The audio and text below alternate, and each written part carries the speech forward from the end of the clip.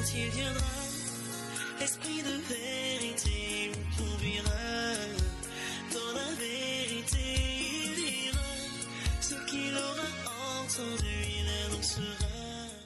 Shalom à vous, soyez richement bénis et bienvenue encore sur notre plateau Parfum du Ciel.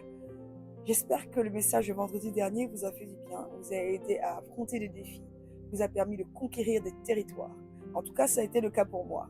J'ai mis en pratique les anciennes choses que Dieu m'avait dites, que j'avais mises de côté et grâce à vous, elles ont ressurgi et j'ai vu les effets tout de suite. J'attends vos témoignages. Aujourd'hui, nous allons voir ensemble la suite du message. Nous sommes toujours dans la sainteté au quotidien. Aujourd'hui, nous allons voir la suite avec l'histoire de Tamar et Amnon sur le mode opératoire des sorciers contre votre sainteté au quotidien. Prions pour commencer. Père éternel, nous venons à toi dans le précieux nom de Jésus-Christ de Nazareth. La vie et la mort sont au pouvoir de la langue, et c'est toi qui nous donnes l'autorité de brider, de détruire et de chasser toutes les pensées que l'ennemi met dans notre esprit. Nous réclamons maintenant le casque du salut. Nous réclamons le casque du salut afin de protéger nos pensées. Et nous prions, Père, que tu viennes injecter dans notre cœur, dans notre âme, dans nos émotions, dans notre subconscient, tout ce qui est de toi. Télécharge-nous le programme divin afin que nous puissions concevoir, comprendre, analyser, décortiquer, voir, Seigneur, comme toi tu vois, comprendre comme toi tu comprends. Fais-nous la grâce de voir au-delà du réel. Fais-nous la grâce d'être dans le surnaturel parce que toi-même tu es un Dieu surnaturel. Accorde-nous de comprendre les choses cachées. Accorde-nous de comprendre ta puissance, ton autorité, ton mode opératoire et tes œuvres parfaites pour détruire le monde des ténèbres. Car il est écrit, le Fils de l'homme apparaît sur la terre afin de détruire les œuvres des ténèbres. C'est pourquoi nous t'appelons, viens prendre le contrôle de ce moment, prends le contrôle de ma bouche, de mes pensées, de mon âme, de mes émotions, de tout ce qui sortira de moi. Que ma chair se taise et que toi seul enseignes à ton peuple et qu'aucune parole ne soit retenue contre moi au jour du jugement. C'est dans le nom de Jésus-Christ de Nazareth que nous avons ainsi prié. Amen. Alors nous allons aller ensemble dans la parole de Dieu. Je vais vous inviter à prendre vos Bibles et nous allons lire le livre de 2 Samuel à partir du verset 1 au niveau du chapitre 13. Je tiens à préciser que au chapitre 12, nous avons la petite scène où le prophète Nathan va voir David afin de lui parler de la part de l'Éternel par rapport à Bathsheba. Et chose étrange, c'est là où l'Esprit de Dieu a attiré mon attention, c'est-à-dire une fois que la prophétie a été relâchée, il y a eu les événements, il a perdu le bébé, etc. Juste le verset d'après, c'est-à-dire on ne dit pas puis David prit un temps de repos, ou puis David alla gagner une autre guerre, puis David, c'est-à-dire que c'est comme si dans le ciel, tout le reste du temps qui s'est passé après n'était pas important. Il fallait qu'on aille sur la conséquence des paroles qui avaient été libérées. Regardez, 2 Samuel 12, à partir du verset 15, l'Éternel frappa l'enfant que la femme d'Uri avait enfanté à David, il fut dangereusement malade. Ensuite, on voit que Joab, au verset 26, qui assiégeait Rabat, des fils d'Ammon s'empara de la ville royale et envoya des messagers à David pour lui dire « J'ai attaqué Rabat, je me suis déjà emparé de la ville des eaux. Rassemble maintenant le reste du peuple, campe contre la ville et prends-la, de peur que je ne la prenne moi-même et que la gloire ne m'en soit attribuée. » Donc David rassembla tout le peuple et marcha sur Rabat, il l'attaqua et s'en rendit maître. Il enleva la couronne de dessus la tête de son roi. Elle pesait des talents d'or, elle était garnie de pierres précieuses. On l'a mis sur la tête de David, qui emporta de la ville un très grand butin. Il fit sortir les habitants et il les plaça sous des scies, des herses de fer, des haches de fer, et les fit passer par les fours à briques. Il traita de même toutes les villes des fils d'Amnon. David séjourna à Jérusalem avec tout le peuple. Le problème arrive, la parole de l'Éternel est tombée. La première chose qui se manifeste après que David ait perdu son bébé, c'est que son général de guerre commence à lui faire comprendre que s'il ne se lève pas, c'est lui qui va prendre la gloire à la place de David. Donc, il n'y a pas 10 ans qui passent, il n'y a pas 30 ans qui passent, il n'y a pas 10 000 événements qui se succèdent. Juste après, il sort de là, la prochaine guerre, on voit déjà que même dans l'attitude des personnes qui sont avec lui, il y a des facteurs qui ont commencé à bouger, comme un mépris autorisé. C'est les termes que je trouve les plus adéquats. Comme pour dire, voilà, tu as fait des bêtises, et maintenant, tu as ouvert une porte.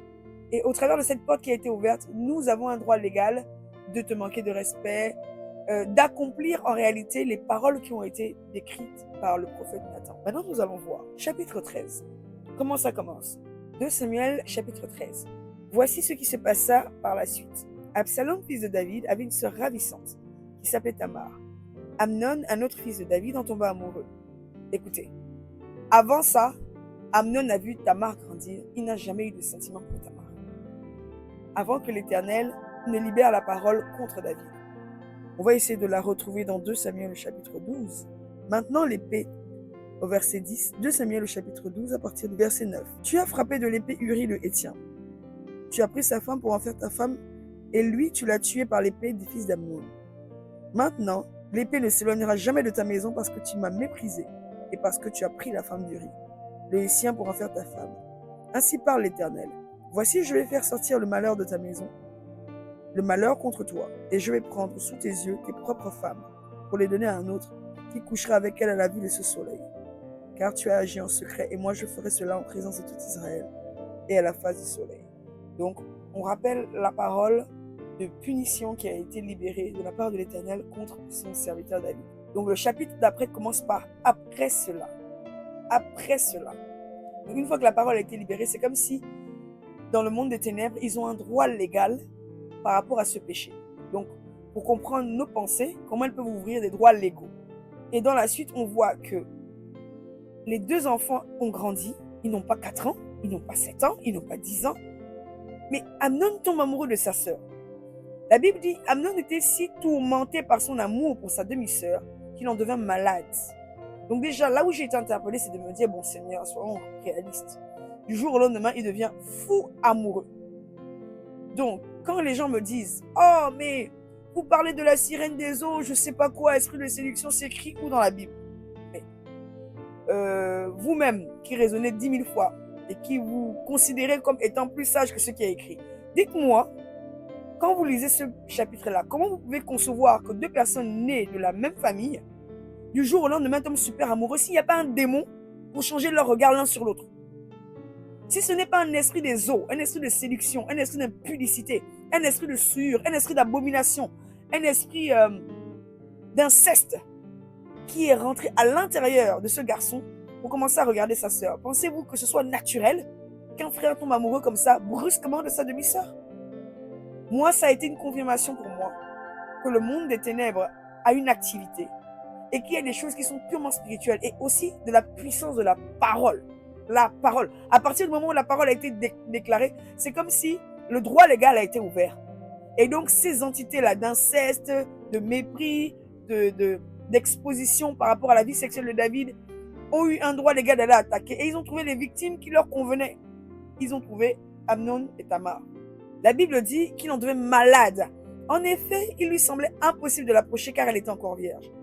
Écoutez la suite. Mais il avait un ami très avisé, Yonadab, fils de Shama et neveu de David. Yonadab lui demanda, prince, pourquoi donc es-tu si déprimé chaque matin? Ne veux-tu pas me le dire? C'est que je suis amoureux de Tamar, la sœur de mon demi-frère Absalom, répondit Amnon. Eh bien, suggéra Yonadab, couche-toi sur ton lit et fais semblant d'être malade. Lorsque ton père viendra te rendre visite, tu lui diras, permets que ma sœur, Tamar, vienne me faire à manger. Elle préparera de la nourriture devant moi sous mes yeux. Elle me la présentera elle-même et j'en mangerai. Il aurait pu dire, va voir ton père pour demander la main de ta sœur. Vous ne pensez pas? En mode raisonnable et logique. Si son attitude venait de Dieu, dans le sens positif, dans le sens bénédiction, dans le sens raisonnable, il aurait pu lui dire, si tu es amoureux de ta sœur, demande-la simplement mariage à ton père. Pensez-vous qu'il soit normal que 2 amis marchent ensemble et que l'un suggère à l'autre de violer sa sœur? Il connaît les conséquences du viol.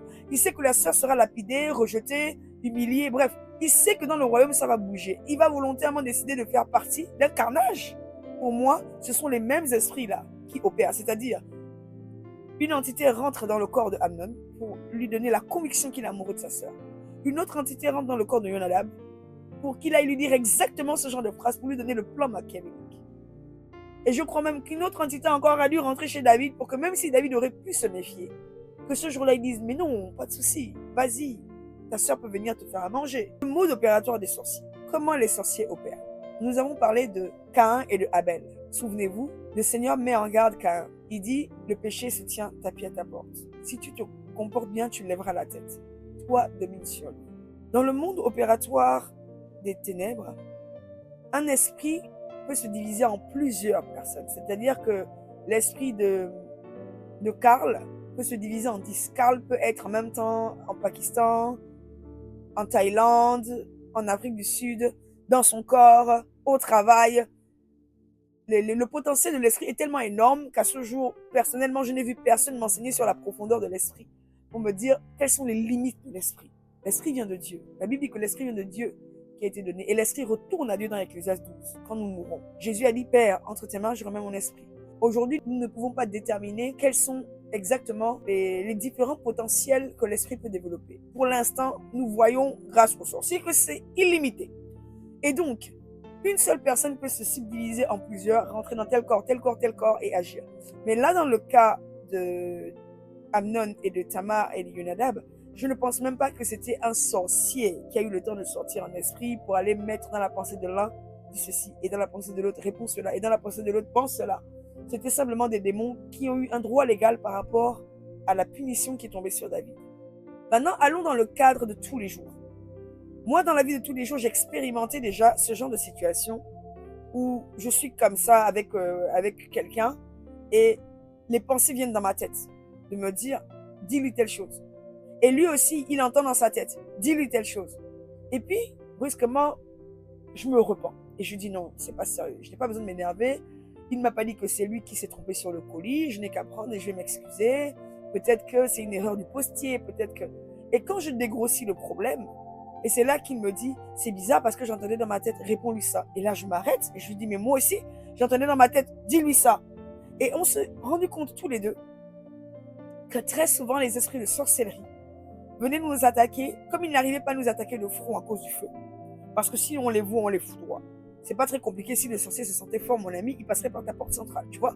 Il sonnerait et il dirait, coucou, Jade, je suis venu te rendre visite. Mais comme il sait que tu le vois, que tu le sens, que tu le perçois, que tu sais des choses sur lui, il est obligé de passer par des songes, par des visions, par des formes d'animaux, des petits cancrés là, des souris, des rats, pour venir t'espionner chez toi. Ça prouve à quel point il te craint. Et donc il te craint tellement qu'il ne peut pas t'affronter de front. Le sorcier est obligé de sortir en esprit, venir influencer tes pensées et te dire, vas-y, réponds à ta femme, comme ça elle va s'énerver. Et elle aussi, une fois que la phrase est sortie, on va lui dire, dis-lui seulement tel mot. Et puis dès qu'elle a répondu, paf, la maison est en feu. Et en fait, vous savez, la dernière fois, je vous ai parlé de l'unité. Ils ont un seul objectif, c'est de détruire votre unité. Quand l'unité est détruite, vous n'êtes pas efficace. Moi, ça m'est déjà arrivé, le fait de m'énerver le matin. Juste une phrase, une seule phrase a suffi. Mais ça me pourrit la journée. Et je reste toute la journée, je tourne en rond. J'ai les choses sous les yeux, mais je n'arrive même pas à être productive. Parce que je vais murmurer toute la journée. Comment telle personne a pu me dire ça? Comment telle personne a pu se comporter comme ça? Et voici comment, en un instant, l'ennemi traite votre journée. Le temps que vous allez briser, chasser, prendre autorité, demander le feu pour que le feu chasse cet esprit-là qui vous oppressait, il a déjà gagné 8 heures de travail. Et en fait, toute votre journée, vous n'avez rien fait. Vous aviez 10 choses écrites dans l'agenda. J'ai ça et j'ai ça et j'ai ça à faire à cause des pensées. Des 10 choses, une seule a été faite, celle qui était inévitable. Genre, aller chercher les enfants à l'école. Et même en conduisant, la tête était ailleurs. C'était en mode, bon, je comprends pas pourquoi il m'a parlé comme ça. Et puis, il y a un peu de 3 larmes. Non, mais Seigneur, je ne comprends pas. Seigneur, fais quelque chose. Après, vous vous calmez. Tout ça, allez, je me réconfort. Et toute la journée, votre pensée, vos émotions, votre attitude est détruite par l'opération des sorciers. Donc, très souvent, faites attention aux pensées qui montent dans votre esprit. Souvent, ça sort, boum. Ah, mais j'ai pas fait exprès. Et puis, c'était pas d'accord. Lave-les toi-même tes assiettes. Trop tard, c'est sorti. Ils vous ont injecté la pensée et ils l'injectent en format je. Je ne suis pas d'accord. Je ne pense. Ils ne disent pas dis-lui que. Parce qu'ils ont besoin de se planquer pour ne pas que vous discerniez leur ouvrage. Alléluia. Donc j'espère qu'au travers de ce petit passage, ça va vous éclairer sur l'opération des sorciers. Mais il y a autre chose qui m'interpelle. Regardez encore la preuve de ce que je viens de dire. Allons au verset 15. Là-dessus, il se mit à la haïr profondément. Il la détesta avec plus de passion qu'il l'avait aimée précédemment. Non mais oh. Alors, il y a 5 minutes, tu étais fou de moi. Maintenant que tu as détruit ma vie, mon mariage, tu me hais profondément. Elle vient d'où cette haine? C'est un autre esprit qui a remplacé. Takou Séverin explique dans l'une de ses vidéos, je ne me rappelle plus exactement du titre, sur l'opération de comment ça fonctionne dans le monde spirituel.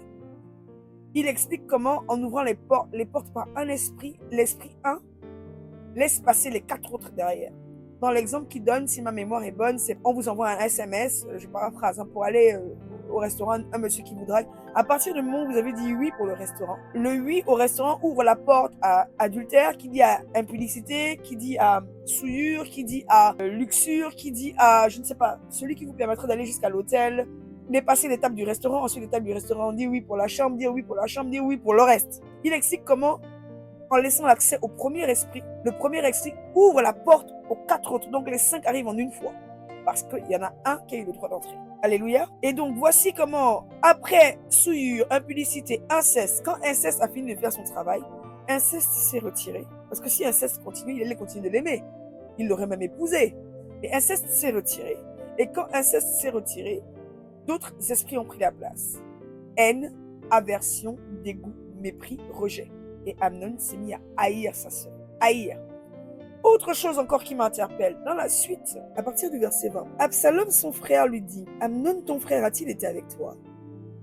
Maintenant, ma sœur, tais-toi. C'est ton frère, ne prends pas cette affaire trop à cœur.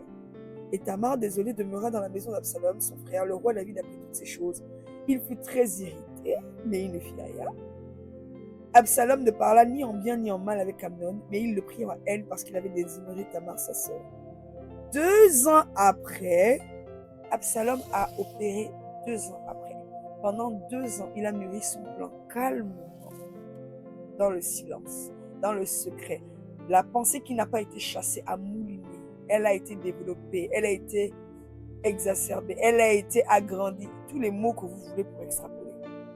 Il a fait son petit plan machiavélique, silencieux. Il n'y avait rien sur son apparence. La Bible ne dit pas que pendant qu'il croisait son frère, il avait envie de le gifler. La Bible ne dit pas qu'il lui faisait des croche-pieds. La Bible ne dit pas qu'il allait voir son père pour se plaindre. Il est resté silencieux. Et il a travaillé dans le silence. Pourquoi je dis que le plan était décidé depuis le jour où il a dit à sa sœur de se taire? Si le plan n'avait pas été décidé depuis ce jour, il aurait pu dire à sa sœur, je vais de ce pas aller voir Amnon et je vais lui régler son compte. Il aurait pu réagir comme ça.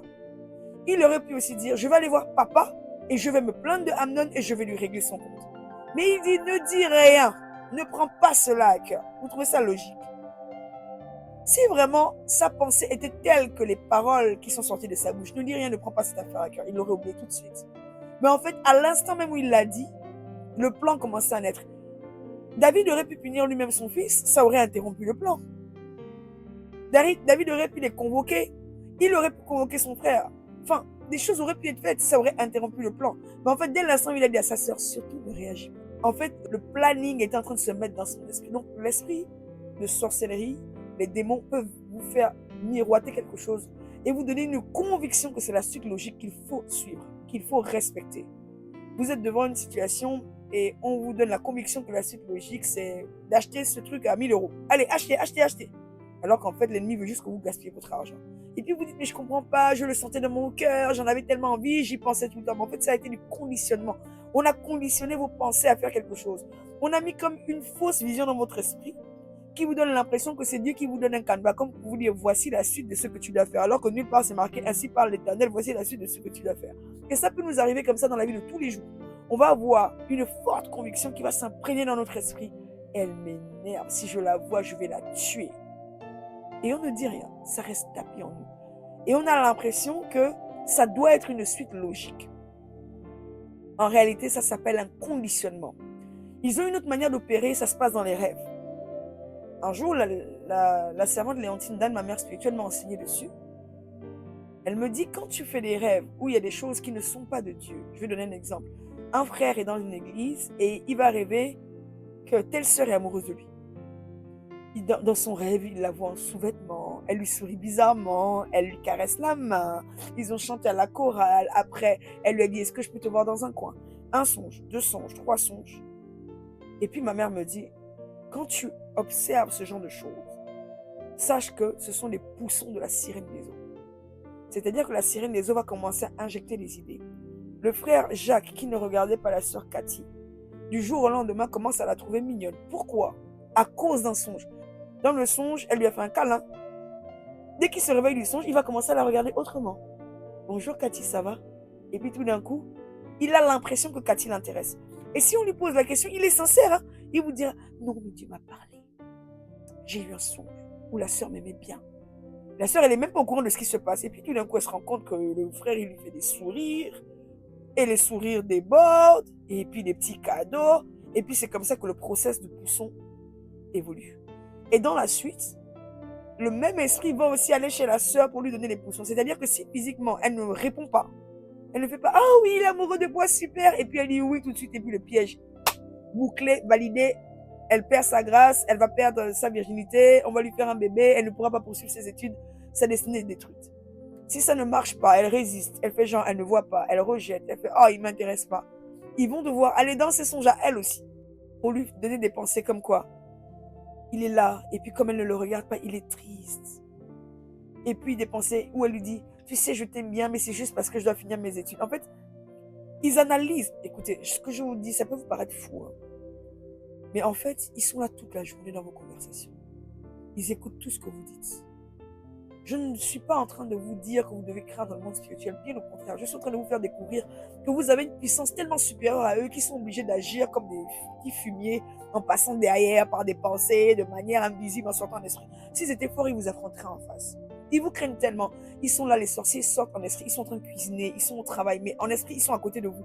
Et les démons notent toute la journée ce que vous faites et ce que vous dites. Et donc le soir, on va partir sur une conversation.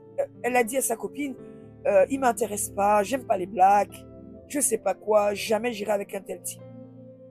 Le soir dans ses rêves, ils vont utiliser la conversation de la journée pour lui dire, c'est vrai que t'aimes pas les blagues, mais lui, il est spécial.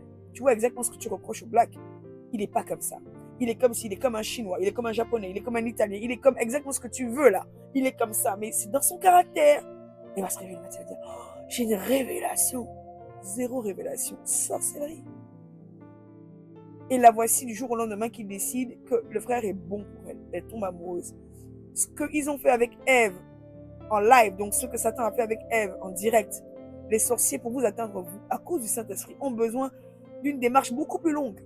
Et pour cette démarche, ils peuvent prendre des années pour vous avoir. Ça peut même prendre 5 ans, 10 ans. Mais ils vont prendre tout leur temps. Ils vont travailler étape par étape, step by step.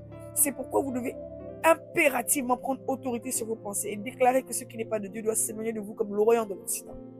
On a peut-être été nombreux à tomber sur ce genre de piège. Moi, je suis convaincue que lorsque nous étions dans le monde et que vous êtes sortis un jour avec Jacqueline et l'autre fois avec Paulin, qu'en réalité, c'est ça qui s'est passé. Parce que ce n'était pas l'homme de votre vie. Pourquoi du jour au lendemain, vous êtes tombée amoureuse de ce garçon? Le même qui séduisait toutes les filles de la classe.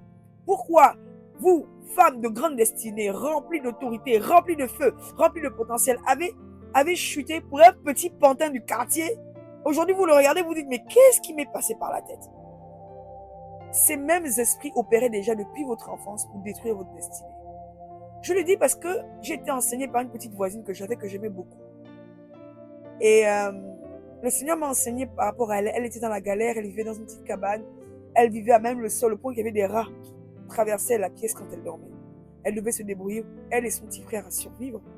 Et elle venait chez moi parfois de temps en temps manger et puis écouter la parole.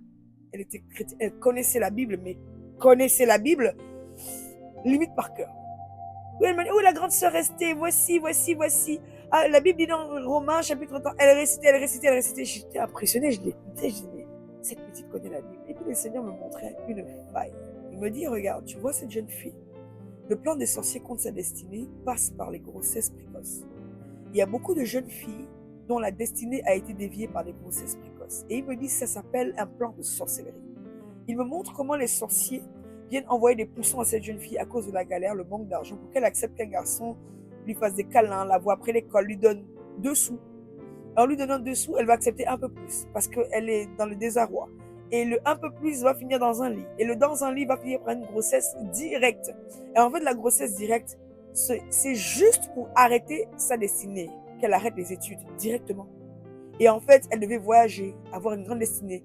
Je ne sais pas, elle, si elle devait être évangéliste ou je ne sais pas, prophétesse. Mais en tout cas, le Seigneur m'a montré, elle, dans la vie de cette jeune fille, c'est de cette manière qu'ils ont prévu de détruire sa destinée. Va la prévenir.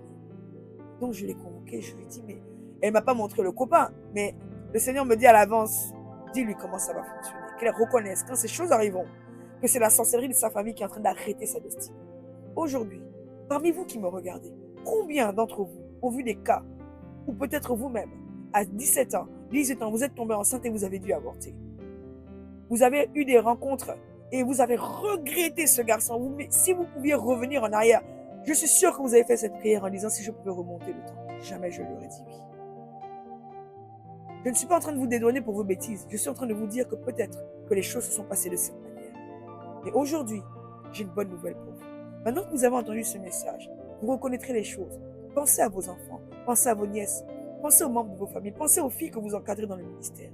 Dites-leur que très souvent, les grossesses précoces, les grossesses avant le mariage, les grossesses dans un temps qui n'était pas prévu, sont un plan parfait de la sorcellerie pour arrêter une destinée.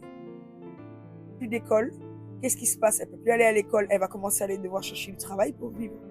Non seulement il faut qu'elle survive elle, mais il faut qu'elle nourrisse aussi le bébé. Et puis les parents lui diront, mais qu'est-ce que tu veux qu'on fasse? Tu es allé chercher la grossesse, il faudra que tu l'assumes. Travail. Donc sa grande carrière d'architecte, sa grande carrière de diplomate, sa grande carrière de je ne sais pas quoi, a été arrêtée là. C'est comme si en fait elle était au carrefour, et au lieu d'aller tout droit, elle a dû prendre un virage, et c'est terminé. Et souvent elle finit dans un salon de coiffure. Elle finit femme de ménage.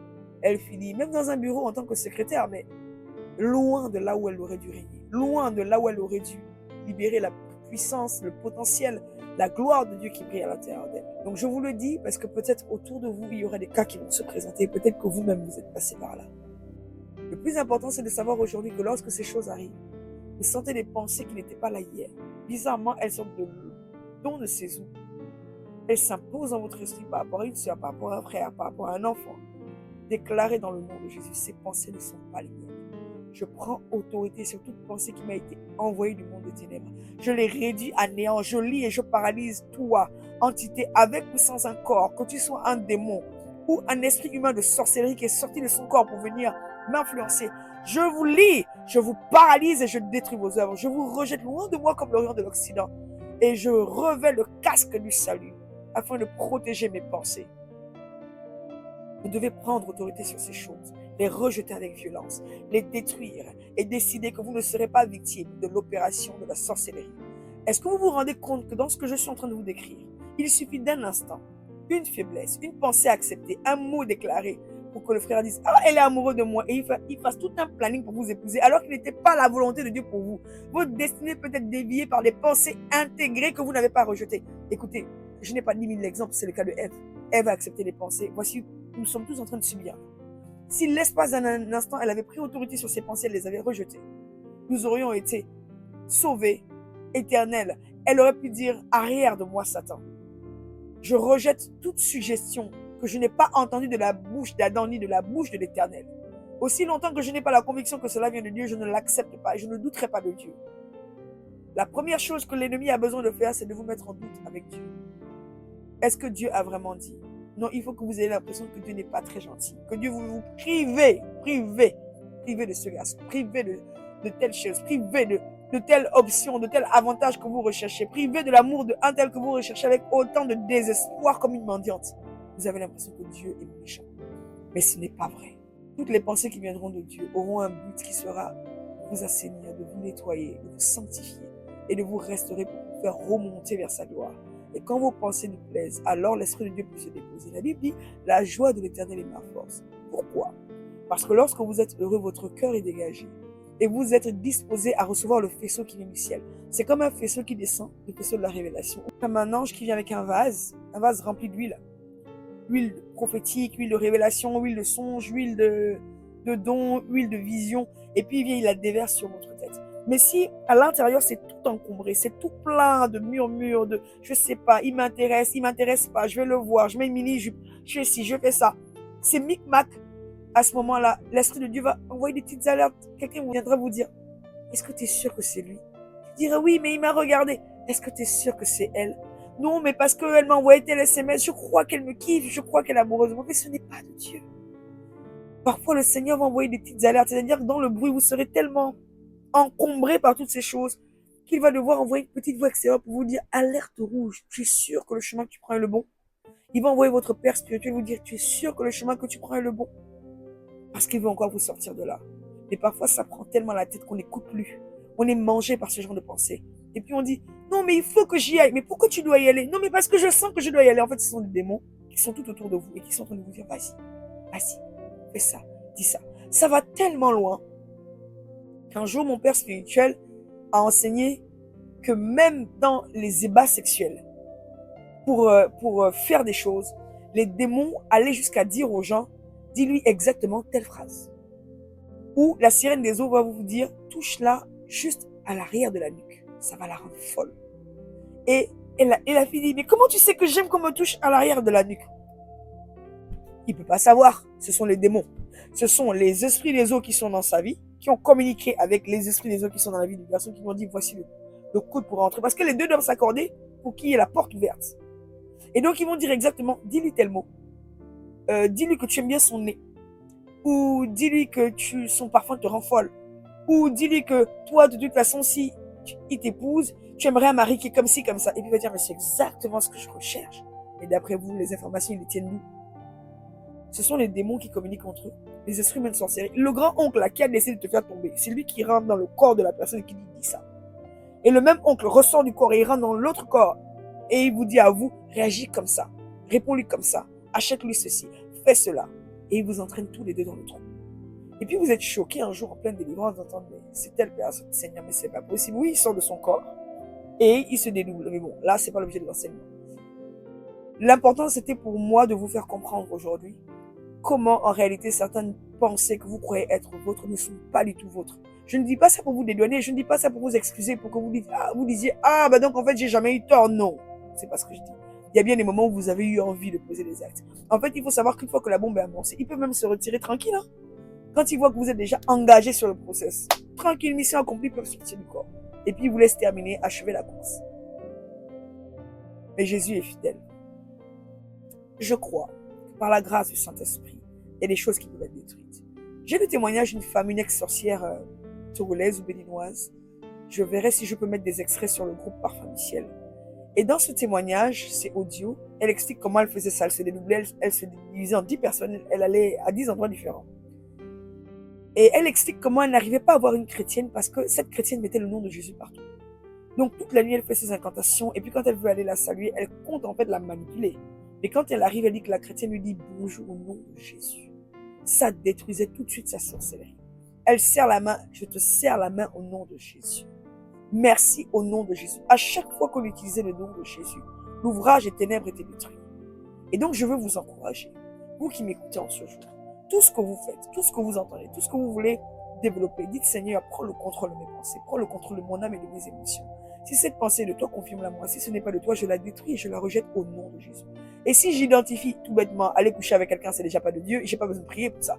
Non, cette pensée n'est pas de Dieu, je la discerne et je la rejette dans le nom de Jésus. Convoiter un frère alors que vous êtes mariés, ce n'est pas de Dieu. Et même hors mariage, ce n'est pas de Dieu. Cette pensée n'est pas de Dieu, je la rejette. Si cet homme est l'homme de ma vie, Dieu lui parlera, il viendra demander ma main tôt ou tard. Je n'ai pas le convoité à souffrir, à faire des rêves érotiques, au point que le mari de nuit aura un droit d'accès parce que j'ai convoité.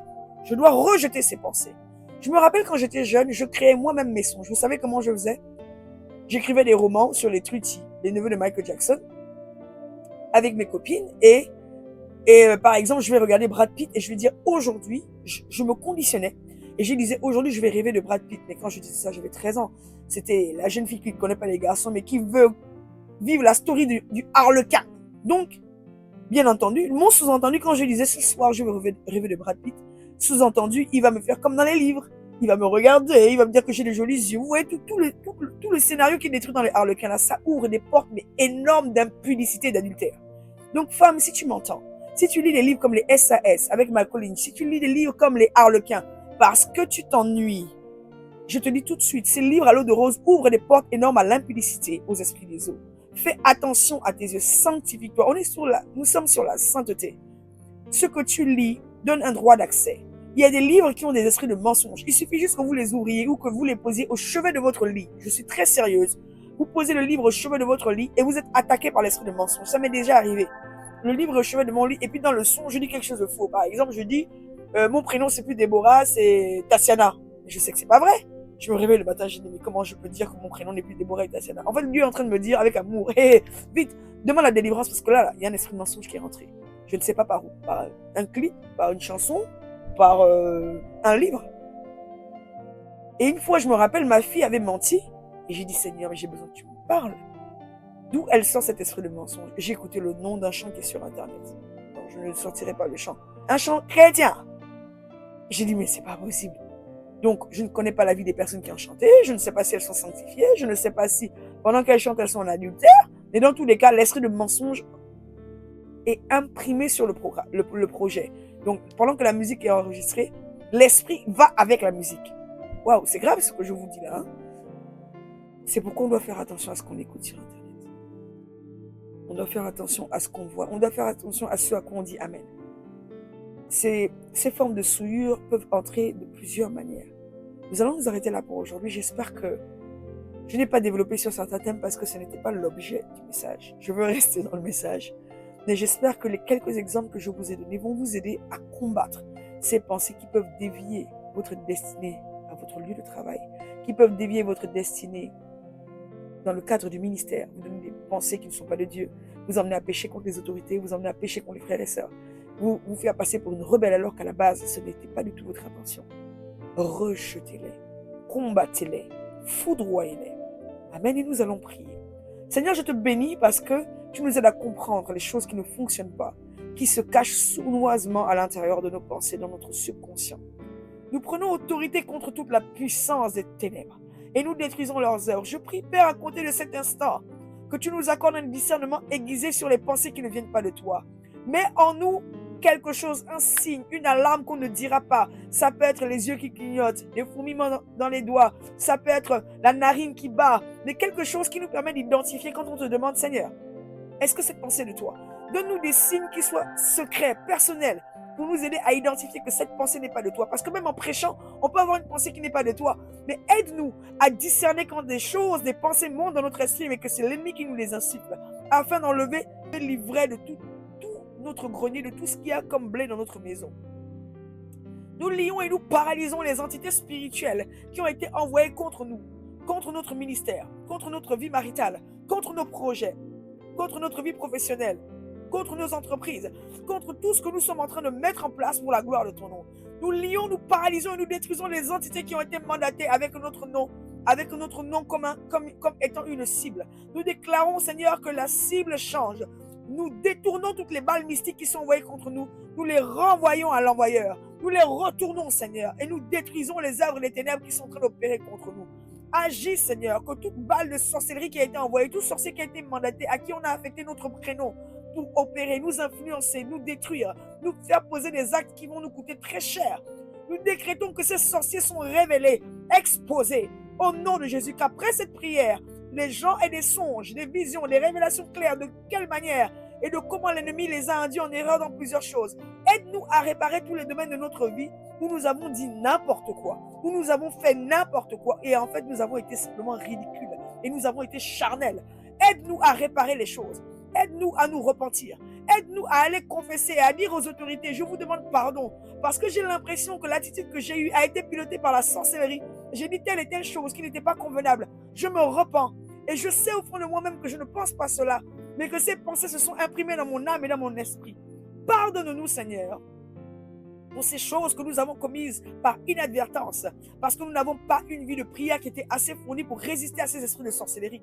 Nous n'avons pas eu un discernement aiguisé. Nous nous repentons et nous te demandons de nous aider à discerner ces choses et à ne plus jamais tomber dans les mêmes pièges. Lave nos pensées, sanctifie nos pensées, purifie nos pensées au nom de Jésus-Christ de Nazareth. Accorde-nous de discerner toute forme de sorcier, de sorcière qui opère là où nous nous tenons et qui veut nous utiliser comme un pion, comme un agent. Nous déclarons à tout agent de sorcellerie qui nous recherche, bien-aimé, déclare cette parole avec moi. Toi, agent de sorcellerie, qui veut m'utiliser comme un pion, afin que je fasse des erreurs graves qui vont détruire ma vie, mon foyer, mon ministère, mes projets, mon mariage, ma relation avec mes enfants. Sois lié, foudroyé, paralysé. Je te chasse de mon esprit. Tu sors de moi au nom de Jésus et je sors de toi au nom de Jésus. Je détruis ton influence sur mes pensées. Sors! Je te chasse de ma vie. La Bible dit que la parole de Dieu est puissante et efficace comme il n'est pas double tranchant, capable de séparer âme et esprit. Je sépare mon esprit de ton esprit par l'épée de la parole de Dieu dans le nom de Jésus. Et vous faites le geste, vous prenez l'épée comme ça et vous dites, je sépare mon esprit de ton esprit au nom de Jésus-Christ de Nazareth. Et s'il y a des noms qui vous viennent, vous déclarez un tel, je me sépare de toi, je me sépare de toi, sors de moi et je sors de toi. Je lie et je chasse, je brise, je détruis toutes les opérations que tu as voulu faire au travers de moi, je déclare qu'elles ne prospéreront pas. Je ne serai pas un agent de la sorcellerie. Je ne serai pas un agent d'erreur. Je ne serai pas un agent de destruction. Je ne serai pas un agent de rébellion. Dans le nom de Jésus. Esprit humain de la sorcellerie, ou toi la sorcière que j'identifie, ou le sorcier, sort de ma vie. Je te rejette. Je rejette tes œuvres. Je rejette tes pensées. Et à compter de ce jour, que l'Éternel m'aide à identifier qui tu es afin que je ne mange plus du tout de ta nourriture. La plupart d'entre eux opèrent par la nourriture. La plupart de ces sorciers, en dehors du cas de Amnon, c'était des démons. Certains sorciers vous gagnent par la nourriture. Ils vous invitent chez eux à manger et ils vous gagnent par la nourriture. Et ils sont assis tranquillement avec vous dans l'église et ils vous manipulent. Ils vous font faire des erreurs. Et le pasteur vous voit mal. Le pasteur se fâche contre vous, mais c'est eux qui sont derrière. Ils ont besoin de créer un clash et il leur faut des agents. Déclarez, votre nourriture n'est plus mon partage. Je vomis toute nourriture mangée à la table du diable. Je la rejette au nom de Jésus. Mettez les mains sur votre ventre. Envoyez le feu dans vos entrailles. Et déclarez, je vomis toute nourriture mangée à la table du diable. Qu'elle soit vomi, vomi, vomi, vomi, vomi, vomi, vomi. Vous priez jusqu'à ce que vous ayez des bâillements. Vous priez jusqu'à ce que vous ayez envie de cracher. Vous priez jusqu'à ce que vous sentiez que la chose va sortir. Parce que c'est comme ça que beaucoup de sorciers tiennent les gens dans l'assemblée. Et ils sont en rébellion contre le pasteur. Ils sont en rébellion contre la femme du serviteur, parce que la même sorcière là, est en train de manipuler tout le monde parce qu'elle n'arrive pas à faire tomber le pasteur. Et la sœur se met à dire n'importe quoi sur la maman pasteur. Elle a des colères bêtes, elle a des attitudes. Je vous parle de choses réelles. Je vous parle de choses que je sais. Je ne le dis pas parce que quelqu'un l'a raconté. Là, je vous parle de choses que Dieu m'a révélées. C'est des choses dans les assemblées. Dieu m'a enseigné comment ça fonctionne. Il me dit, regarde la sorcière principale, c'est elle qui pilote toutes les autres. C'est elle qui tient l'esprit de un tel, elle les tient par la nourriture.